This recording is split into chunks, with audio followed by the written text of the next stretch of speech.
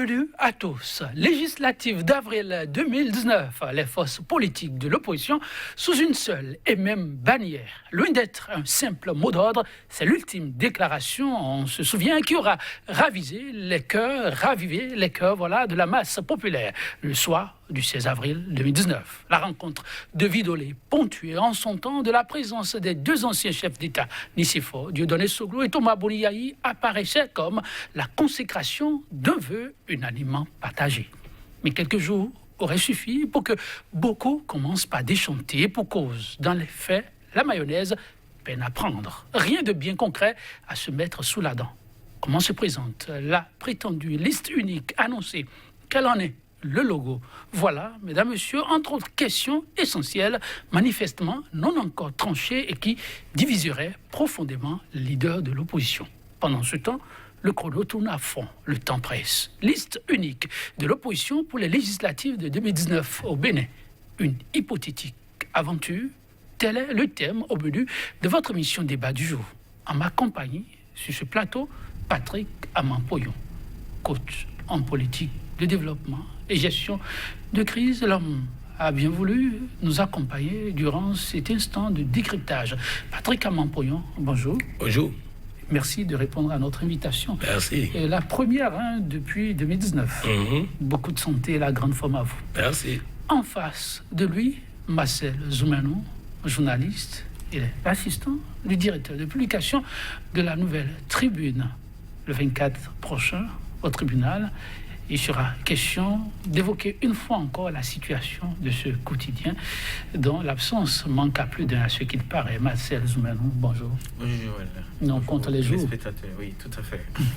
Merci de répondre à notre invitation. À quelques mois des législatives d'avril 2019, la classe politique de l'opposition cherche visiblement toujours sa marque. Liste unique pour y aller, oui. Tous s'accordent sur ce point. Mais comment et sous quelle couverture? Deux questions qui peinent à être tranchées. Marcel Zoumanou, des mois de négociations, mais comment peut-on expliquer que jusque-là, sur ces questions jugées essentielles par nombre d'observateurs, ça continue d'achopper? Oui, moi, je voudrais d'abord dire que c'est le souhait d'avoir une liste unique pour l'opposition, c'est le souhait de beaucoup de Béninois aujourd'hui. Ça ne vient pas que des acteurs eux-mêmes. Vous entendez beaucoup de Béninois qui le souhaitent. Et parce que ça permet de clarifier un peu le jeu politique. Et vous n'êtes pas sans savoir aussi que le nouveau code électoral, avec l'article 242, qui parle de cette histoire de 10% qu'il faut avoir pour valider ces sièges, et donc qui est l'une des raisons pour lesquelles la plupart des partis se sont mis ensemble. Donc je crois que c'est un souhait qui dépasse les hommes politiques eux-mêmes.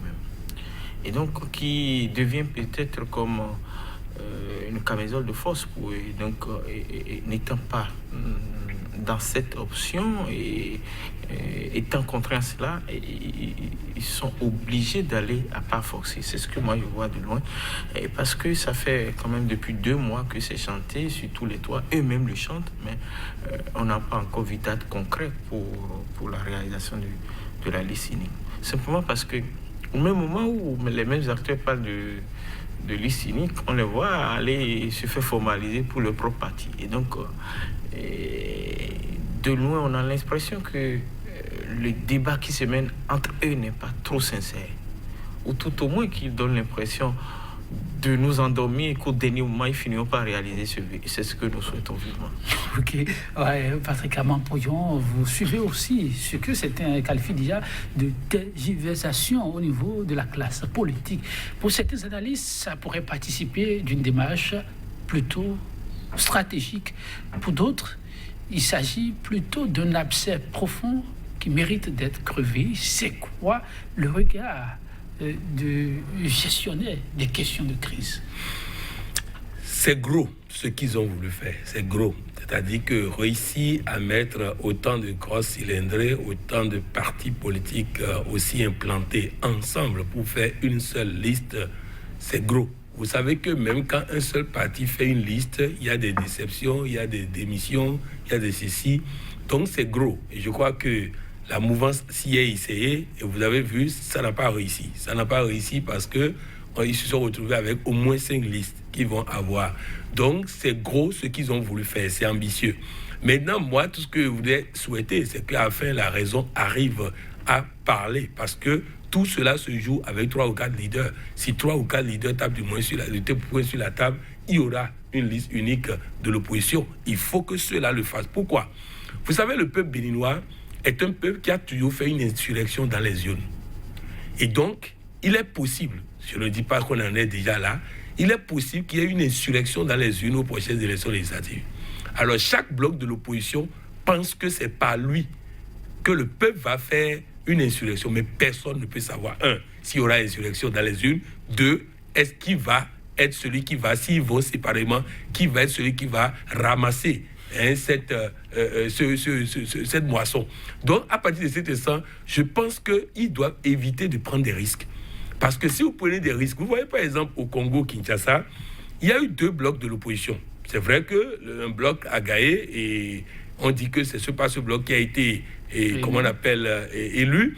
Mais au-delà de tout, vous allez constater que si nous prenons les chiffres que la communauté internationale dit être vrais, vous allez constater que celui qui a été reconnu officiellement pour avoir fait l'effort d'un bloc a ramassé la moisson importante et celui qui a été la cause du refus de ce bloc s'est retrouvé avec une portion congrue, même s'il y a eu alliance après avec le président sortant pour qu'il soit président. Donc ça veut dire quoi ? Ça veut dire que je ne vends pas cher la peau de celui qui sera reconnu responsable de cet échec de la liste de l'opposition. Et donc, il est important que cela se fasse. Et je sais qu'ils en sont conscients.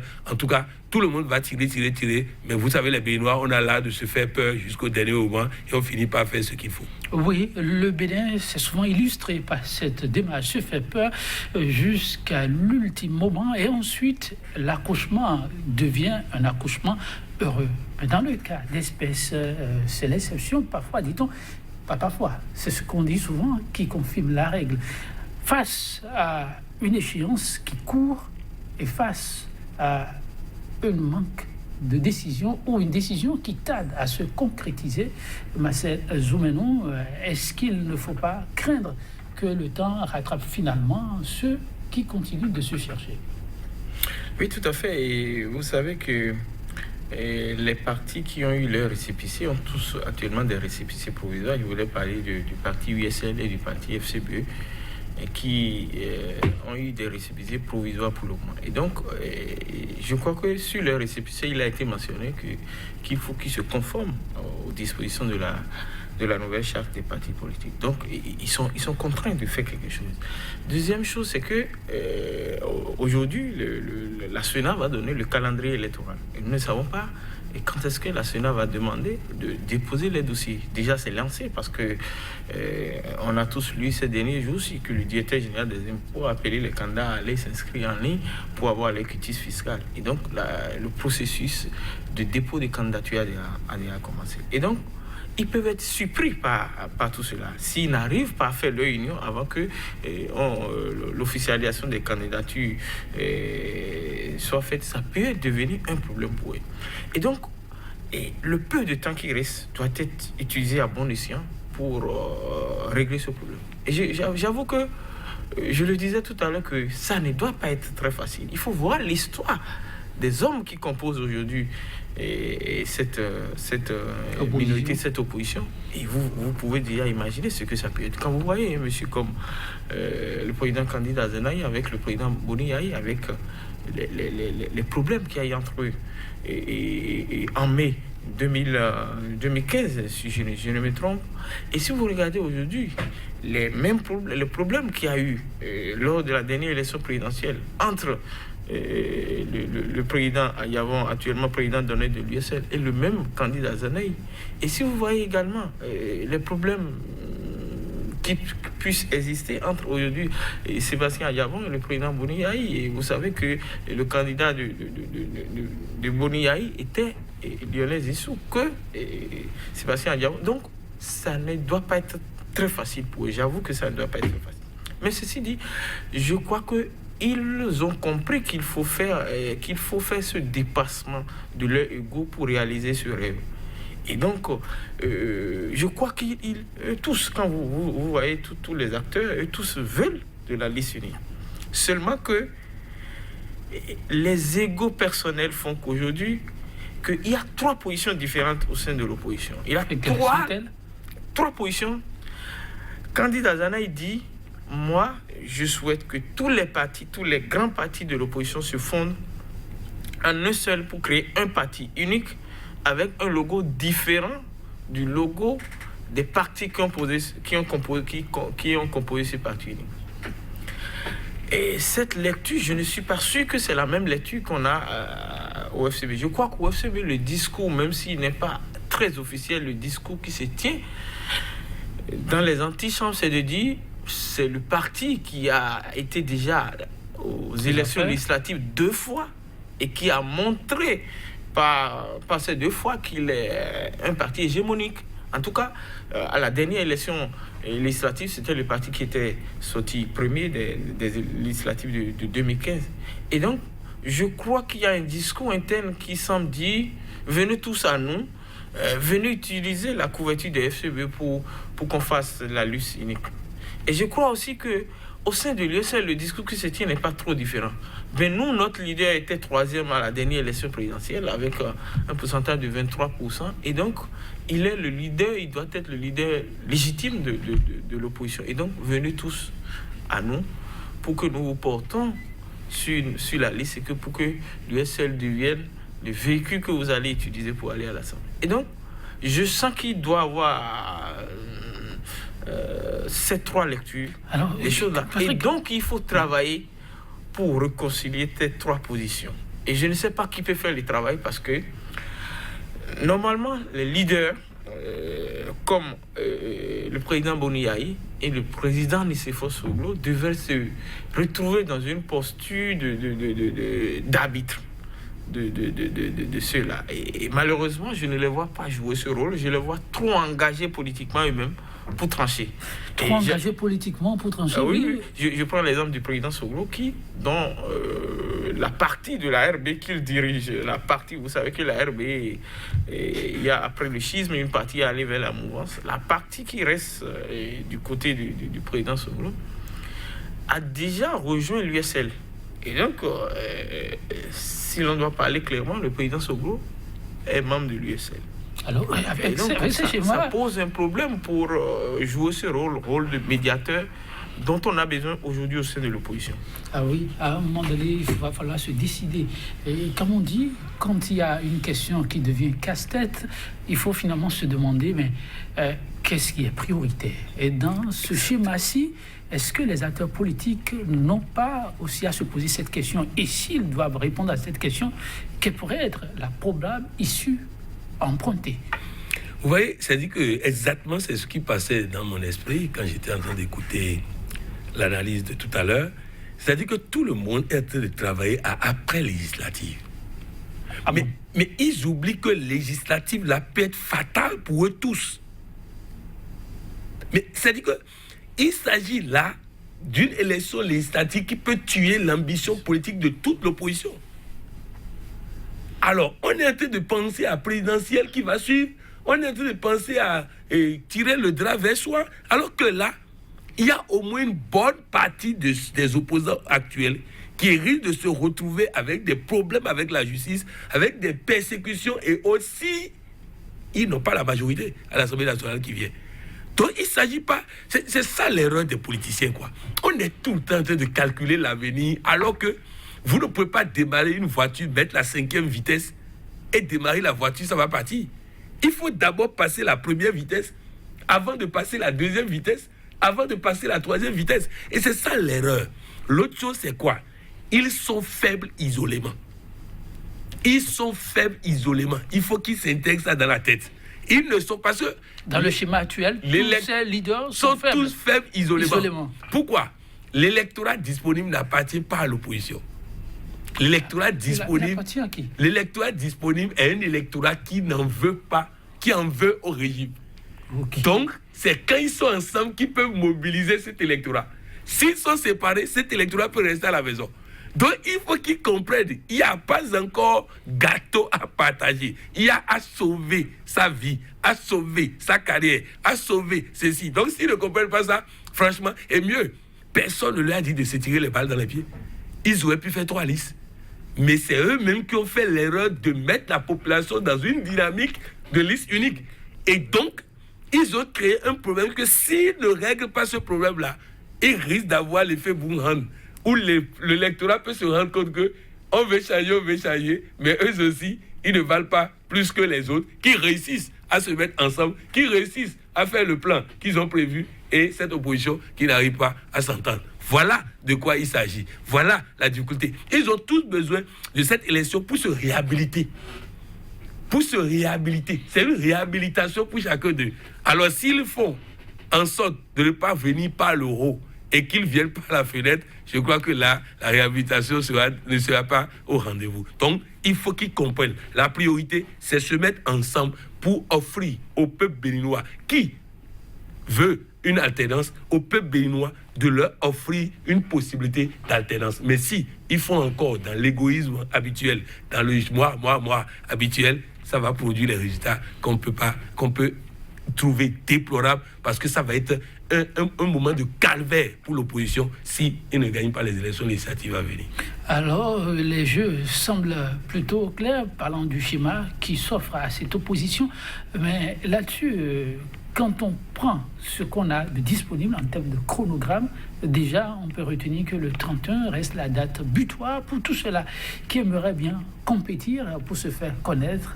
Le communiqué a été clair au niveau de la direction des impôts. Vous disiez tout à l'heure que la Sénat n'a pas encore dévoilé son calendrier. Ceci ne saurait tarder. Quand on prend en compte ces données, est-ce qu'il faut aujourd'hui prendre plutôt courageusement d'autres décisions par rapport à la lettre qu'on a donnée trop tôt, à lettre à laquelle le peuple a souscrit? Oui, je crois bien que il faut commencer bien à réfléchir à des plans B, à un plan B, au cas où on n'arrivait pas à avoir une liste unique de l'opposition, tout au moins réfléchir à avoir 2 listes. Parce que, je le disais tout à l'heure, ce serait très difficile d'avoir une liste unique, même si je soutiens la même chose que M. Pouillon, que c'est le salut. La liste unique serait le salut. Mais au cas où on n'arriverait pas à avoir la liste unique, il faut peut-être veiller ou bien travailler à avoir 2 listes au plus.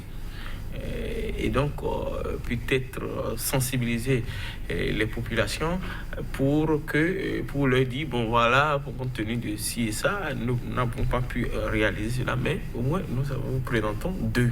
Donc vous avez le choix entre les 2. Parce que il y a un truc, et je crois que M. Pouillon l'a dit, les récriminations actuelles contre le pouvoir ne sont pas encore des intentions de vote. Il faut que l'opposition travaille pour transformer les récriminations des populations contre le régime en de vraies intentions de vote. Et là, il y a un travail à faire. Il ne suffit pas de dire les populations ne sont pas contentes et donc, du coup, ils vont voter pour nous. Non.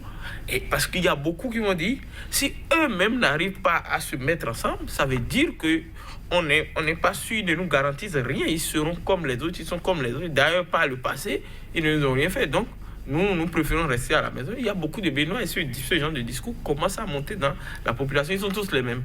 Et quand on commence pas à dire ça, c'est le désenchantement qui s'installe. Donc, il faut travailler à tout ça. Et il y a beaucoup de travail à faire du côté de l'opposition. Déjà que l'opposition, sur certains chantiers, s'était montrée défaillante. Je prends par exemple le suivi du processus électoral. À un certain moment, l'opposition a été absente. Quand vous prenez par exemple l'actualisation de la liste électorale, oui.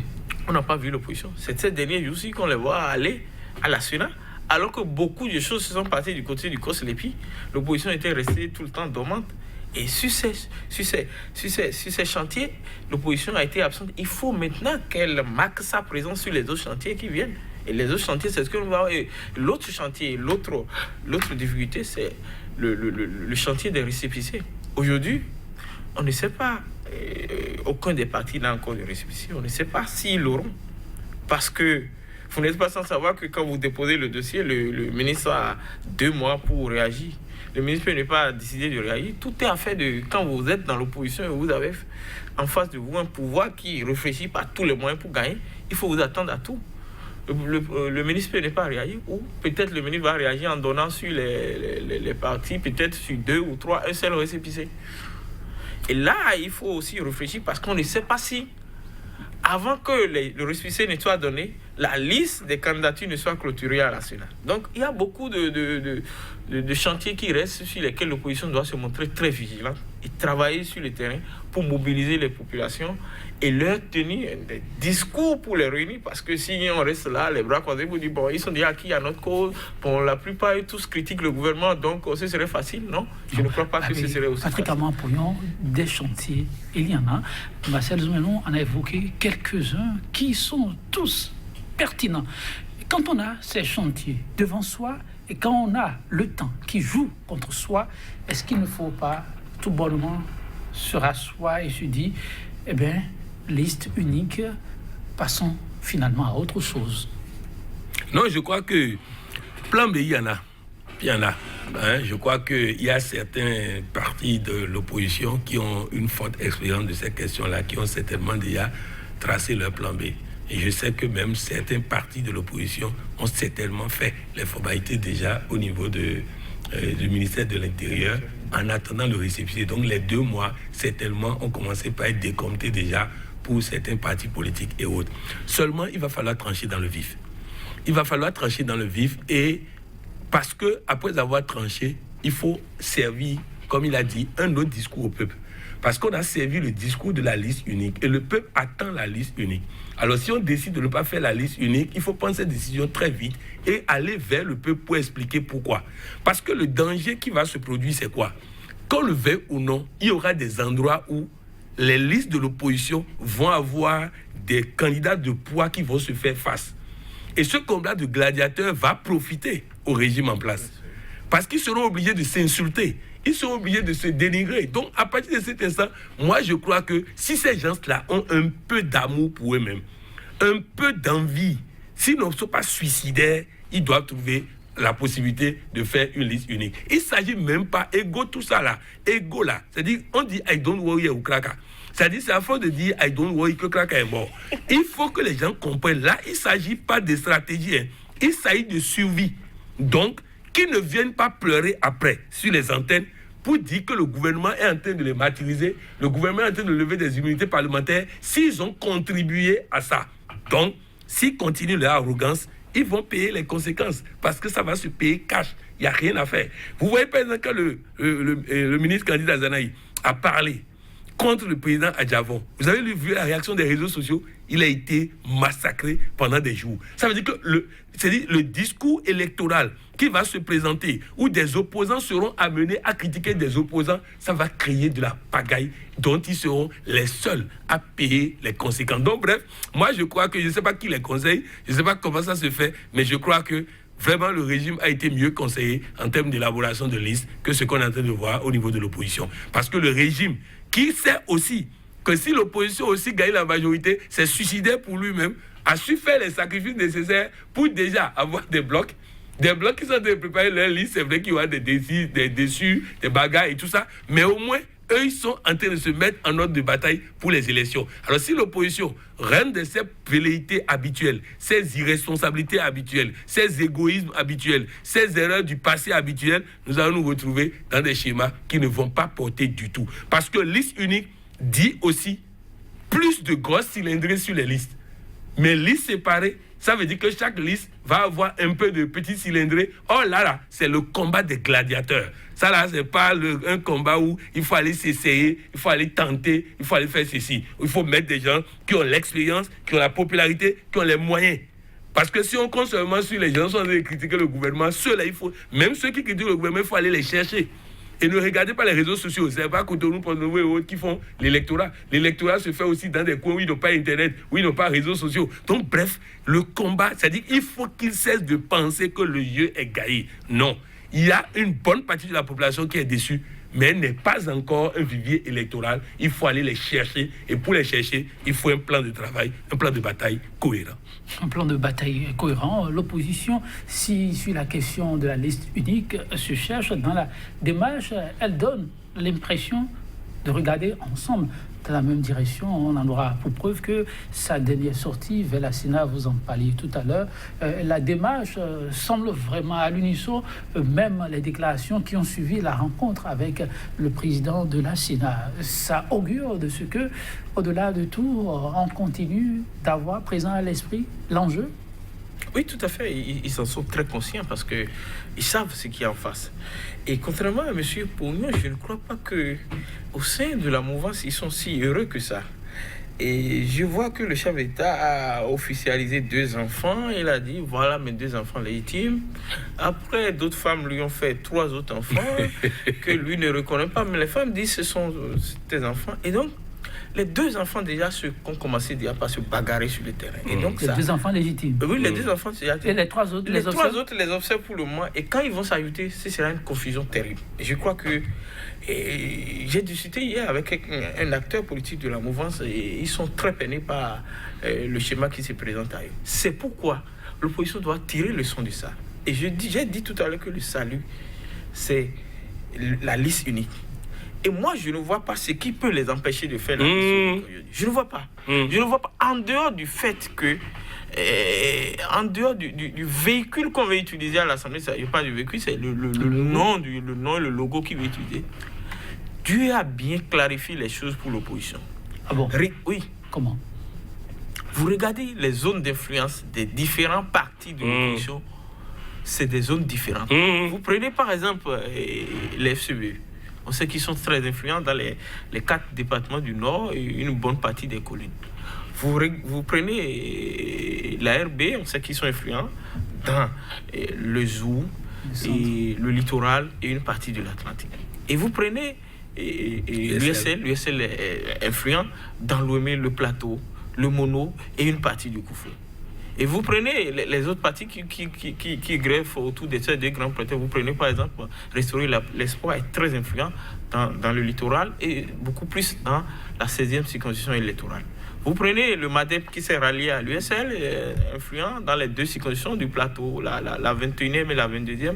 Et vous prenez le PSD, El Golou, est beaucoup plus présente dans les 11e et 12e circonscriptions du Koufou. Et quand vous prenez ce qui reste de Fosse Clé et l'Éric Mouneté est beaucoup plus présent dans la 5e et la 6e circonscription. Donc, ils ont cette chance inouïe que 2 grands partis ne chevauchent pas sur la même circonscription électorale. Et le reste, c'est de surmonter leurs égos et de choisir, je ne sais pas comment ça va être fait, le véhicule qui va les porter à l'Assemblée. Et sur ça, vraiment, je les invite à travailler pour ne pas surprendre, pour ne pas être surpris par leur ego et puis comment dirais-je, leur voracité, leur volonté de tirer chacun le droit de son côté. Parce qu'il faut qu'ils gagnent les élections législatives pour prétendre à quoi que ce soit les présidentielles. Pour prétendre à la liberté. À la liberté, la présidentielle de 2021, les combinats de 2020, je crois que tout dépendra de la victoire en avril prochain. Quand on vous suit, on a comme l'impression que ces législatives, c'est plutôt au-delà des sièges que tout le monde voit. Ah non, ça là, c'est pas siège seulement. C'est-à-dire que c'est la survie des 2 camps. C'est la survie politique des 2 camps. C'est la survie en termes de liberté des 2 camps. C'est la survie, c'est un duel à mort. Vous dites des 2 camps. Des 2 camps. C'est 2 camps. C'est celui qui perd la majorité à l'Assemblée nationale va avoir chaud après l'installation de la législature qui va suivre. Celui qui perd la majorité à l'Assemblée nationale va avoir chaud. Et le chef de l'État le sait. Je voudrais que les opposants le sachent. Le chef de l'État le sait. Et c'est pourquoi lui fera de la dictature en son temps pour avoir ses listes. Il va en son temps taper du poing sur la table pour avoir ses listes. Et comme il a dit, la difficulté dans l'opposition, c'est qu'aucun leader n'est transversal. Chacun est leader dans son groupe. Et donc, ça ne permet pas que quelqu'un tape du poing sur la table pour pouvoir faire chose. Mais je sais que si le président Yahi Boni, le président Adjavon, le président Soglo et candidat Zalaï s'entendent il y aura une liste unique de l'opposition. Qu'on cesse de faire des réunions avec des milliers de personnes, que les leaders tranchent. C'est les 4 là. Si les 4 là s'entendent, il y aura liste unique de l'opposition. Et ils doivent pouvoir s'entendre. Parce qu'ils n'ont qu'à savoir une chose. Le peuple n'a plus rien à perdre. Le peuple a perdu tout ce qu'il peut perdre. C'est eux qui ont quelque chose à perdre. Ce niveau-ci ? Ah oui, c'est eux qui ont quelque chose à perdre. Le peuple a perdu tout ce qu'il peut perdre. Donc à partir de cet instant, s'il faut le balai, le peuple va les abandonner. Et résultat, ils vont se rendre compte que sans le peuple, ils ne sont rien. S'entendre avec ce schéma, cette configuration-là, pour sortir une liste de 83 députés, 83 candidats, ils ont plus de facilité que le régime. Puisque le régime se retrouve avec des chevauchements de plusieurs partis politiques géants dans la même circoncision.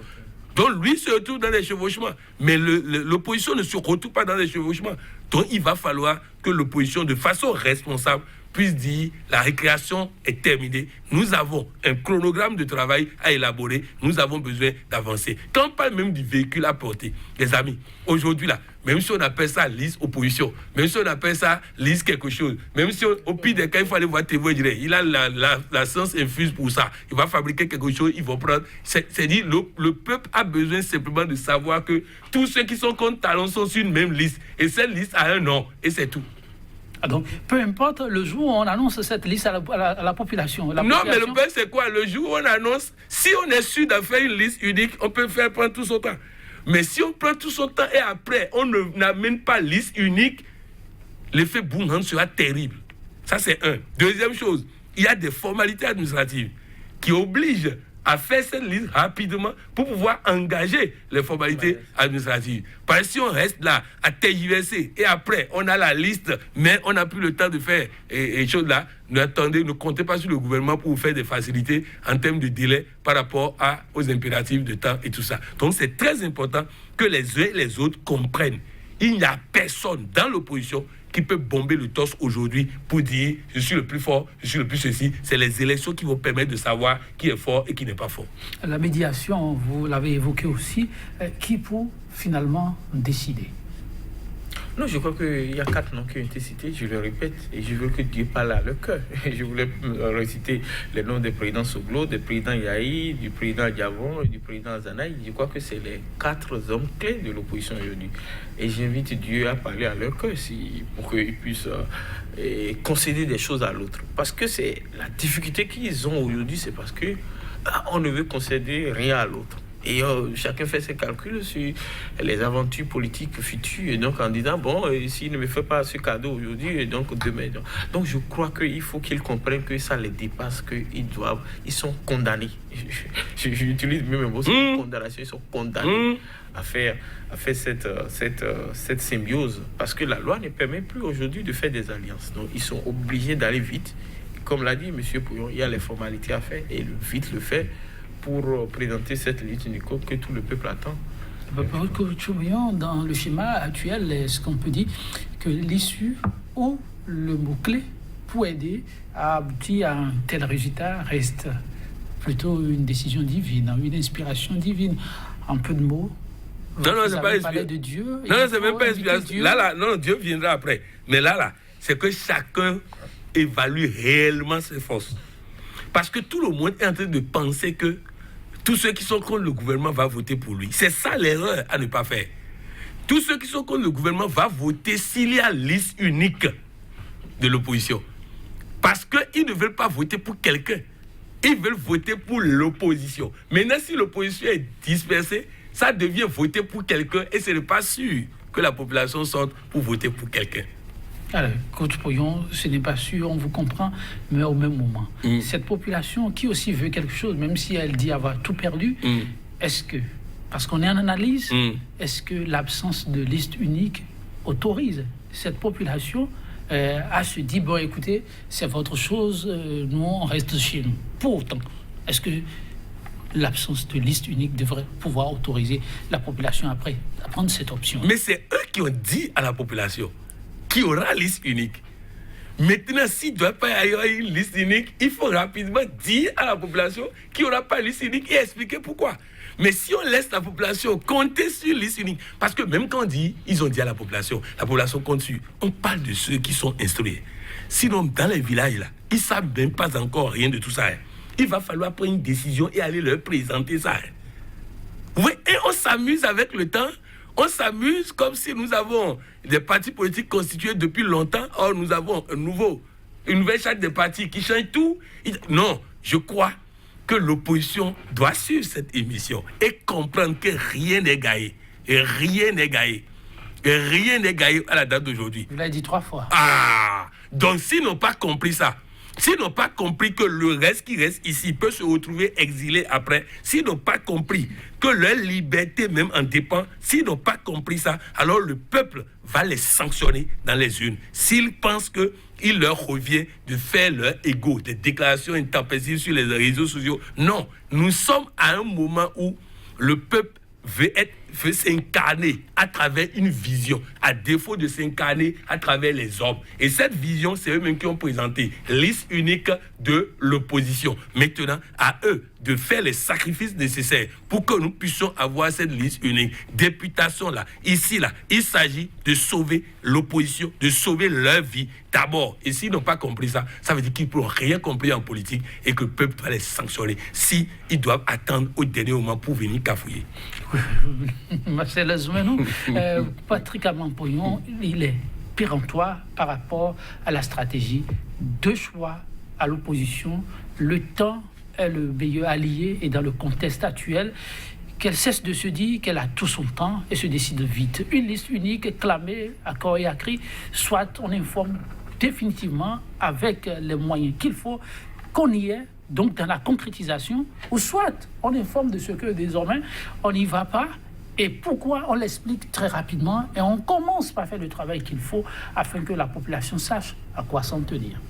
Oui, tout à fait, c'est ce que je crois aussi, c'est ce que j'ai dit tout à l'heure, et il faut vite aller, il faut vite le faire, parce que ne pas trop donner l'impression que ça cafouille, ne pas trop donner l'impression que on ne peut pas s'entendre, parce que les populations, c'est vrai qu'ils sont maîtrisés aujourd'hui, qu'ils sont déçus par la politique du gouvernement, et ont eux leur responsabilité à prendre. Leur responsabilité à prendre, c'est de voter pour que le visage du Parlement change. Mais leur responsabilité dépend aussi de l'exemple que les leaders vont donner. Il faut que les leaders eux-mêmes donnent le bon exemple en faisant ce qu'eux-mêmes ont dit. Je crois qu'ils ont fait les choses là. Et c'est au haut niveau que ça a été dit.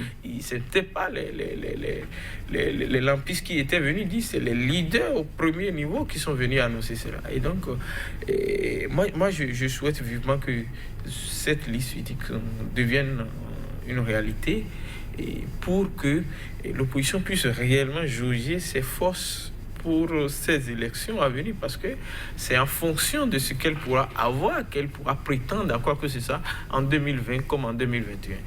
Et pour finir, je voudrais dire que au-delà de tout, il me semble que la formule de se mettre ensemble dans un parti unique avec un nom nouveau me paraît la meilleure formule, et je crois que sur ça, s'ils ont besoin de conseils, monsieur pourra parler du procès à l'EVTV, il y a beaucoup d'autres personnes qui peuvent aussi leur donner des idées par rapport à ça, et pour qu'ils y aillent vite et pour ne pas être surpris par le temps et les délais légaux.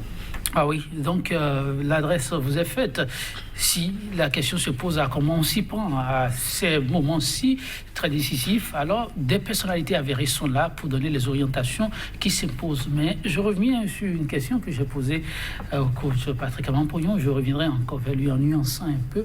Elle me paraît quand même important. La responsabilité des électeurs. Voilà un pays où souvent on se retrouve à découvrir et électeurs et parfois candidats à dire mais on s'est trompé. On fait souvent des choix sur des sauts d'humeur. On parlait tout à l'heure des égos, des personnalités, mais il semblerait que la population aussi a un égo presque surdimensionné. Et pour une question de oui ou non, on peut choisir de ne pas aller voter ou d'aller voter, alors que le vote, ça s'impose à tout le monde et parfois ça détermine tout un tournant de la vie. Est-ce que là-dessus, ce n'est pas important de conscientiser aussi les populations. Parce que je crois qu'il est important aujourd'hui aux forces de l'opposition, que de la mouvance aussi, parce qu'ils sont aussi intéressés, parce qu'on ne sait pas finalement celui qui va voter ce qui va. Donc, pour l'opposition, que la mouvance, il est important aujourd'hui de travailler à réduire le pourcentage des gens qui refusent d'aller voter. J'écoute les gens de plus en plus et j'ai l'impression que le nombre de Béninois qui commencent par dire « je n'irai plus voter, je ne sais plus à quoi ça me sert », ce nombre devient de plus en plus important. Il faut travailler à réduire cela. Parce que moi, ce que je dis toujours aux gens, je dis pourquoi. Et ils me disent toujours, bon, parce que ça ne change rien dans ma vie, parce que quand ils viennent, ils font les mêmes choses, ou bien parce que je suis dessus par ceux qui sont là. Pourtant, j'ai voté pour eux il y a quelques années. Et je dis, la meilleure sanction que tu as, la meilleure possibilité que tu as de montrer que tu n'es pas content, c'est d'aller voter. Et de voter contre, si tu n'es pas content. Si tu es d'accord, va voter pour dire oui, je suis d'accord. Si tu n'es pas content, il ne s'agit pas de dire non, je n'y ai pas voté parce que je suis dessus. Il faut voter pour montrer que tu n'es pas content. Et quand tu vas voter pour montrer que tu n'es pas content, et beaucoup de Béninois vont comprendre que c'est cela qu'il faut faire, tout cela va donner un potentiel de vote favorable à l'opposition et c'est un message fort pour le régime en place pour dire ah, ils ne sont pas contents de la manière dont je conduis les choses. Mais si la majorité des Béninois qui doivent aller voter disent bon, je n'y ai pas, et la minorité vote et vote en faveur, eh bien rien ne va changer parce que ça légitime les actions du pouvoir.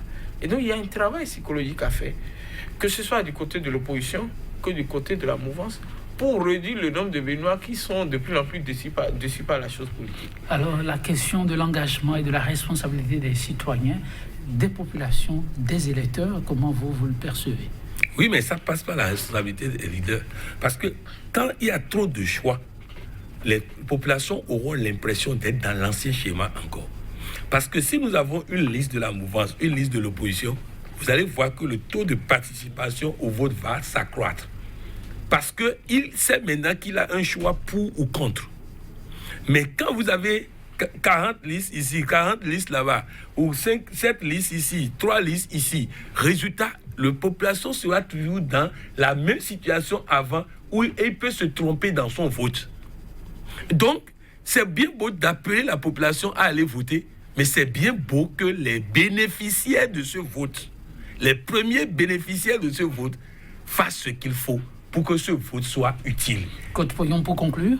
Pour conclure, je voudrais dire simplement aux opposants que ils n'ont qu'à cesser leur arrogance et comprendre que rien n'est joué. Rien n'est joué et ça va se jouer dans les urnes. Et donc, pour qu'ils puissent aspirer à quelque chose, il faut qu'ils puissent non seulement taire leurs égos, mais taire leur voracité et faire en sorte que de façon responsable, ils fassent un choix. Lorsqu'à l'Assemblée nationale, on demande à la minorité de choisir des gens pour faire partie des différentes institutions, ils le font facilement. Ça veut dire qu'ils savent comment ils s'entendent. Ils savent comment ils peuvent s'entendre. Ils ont l'habitude qu'ils s'entendent, qu'ils sortent une liste pour que le peuple ait un choix plus clair à faire. Marcel Zoumenou. Je répéterai la même chose. La liste unique, c'est le salut pour l'opposition. Et j'invite la population, même si au cas où la liste unique ne serait pas, ce que je ne souhaite pas, de ne pas prétexter de cela pour ne pas aller voter, de prendre la responsabilité, parce que aller voter, c'est une grande responsabilité d'un citoyen, de prendre la décision d'aller voter pour montrer soit qu'on est content ou qu'on ne l'est pas. Merci à vous, Marcel Zoumenou. Merci également à vous, Patrick Pouyon, chers téléspectateurs. Vous avez compris, ce fut, comme d'habitude d'ailleurs, une émission contribution à l'éclairage sur ce sujet précisément. Nous espérons avoir apporté le grain de sel qu'il faut. Demain, c'est un autre jour. On sera encore là pour apporter d'autres touches. Pour le numéro du jour, nous allons vous fausser ici et maintenant, compagnie. Mais ça va être sur cette citation de l'académicien, romancier, essayiste Henri de Monteland. Je le cite, « La religion est la maladie honteuse de l'humanité. La politique en est le cancer, quoique indispensable. L'un et l'autre doivent être abordés avec circonspection pour ne pas demain avoir rien que de regrets. » Merci pour l'attention. À très bientôt dans la bonne humeur.